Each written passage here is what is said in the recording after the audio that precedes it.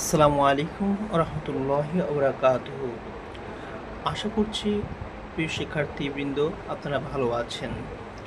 আপনাদের সামনে নিয়ে আসছি আর্থিক বিবরণী।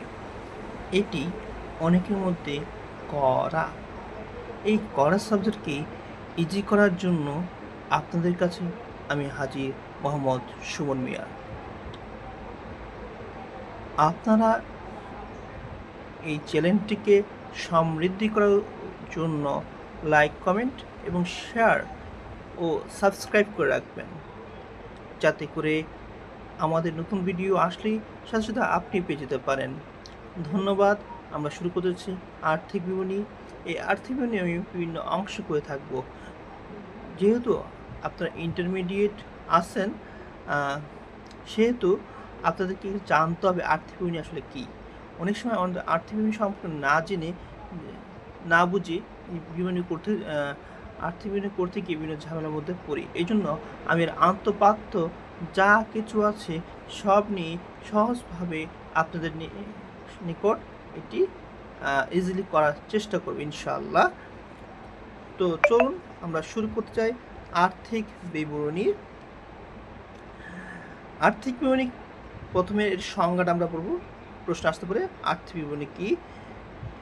এটা যেহেতু আপনারা ইন্টারমিডিয়েট, এটা আসবে না, কিন্তু পরবর্তী সময় আপনাদের এই সংজ্ঞাটা খুব কাজে লাগবে। আর্থিক বিবরণী হলো কারবারের বা প্রতিষ্ঠানের আর্থিক কার্যাবলীর প্রতিচ্ছবি।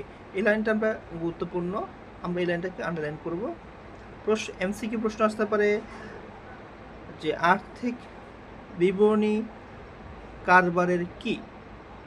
আমরা লিখতে পারি তখন আর্থিক বিবরণী হলো প্রতিচ্ছবি, আর্থিক কার্যাবলীর প্রতিচ্ছবি,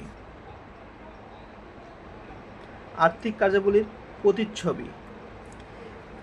এর মাধ্যমে স্বার্থ সংশ্লিষ্ট বিভিন্ন পক্ষের নিকট তথ্য সরবরাহ করা বছরের ব্যবসায়ের কার্যাবলী পরিচালনার মাধ্যমে 31শে ডিসেম্বর বা 30শে জুন পর্যন্ত কী পরিমাণ নেট মুনাফা বা ক্ষতি, সম্পদ দায়ের মোট পরিমাণ এবং মালিকানা সত্ত্বের সমাপনীর পরিমাণ চাওয়া এই বিবরণীর মাধ্যমে হয়। এই বিবরণীর মাধ্যমে চাওয়া হয় এই জিনিসগুলো। আসলে আমরা এখন আসি এই আর্থিক বিবরণী কোন কোন পক্ষ আমাদের নিকট চিনতে পারে। দেখেন, একটি কারবারে দুই ধরনের ব্যবহারকারী থাকতে পারে। একটি হচ্ছে বাহ্যিক থাকতে, একটা হচ্ছে অভ্যন্তরীণ। অভ্যন্তরীণ কে কারা? ব্যবসা কোম্পানি পরিচালনা পর্ষদ,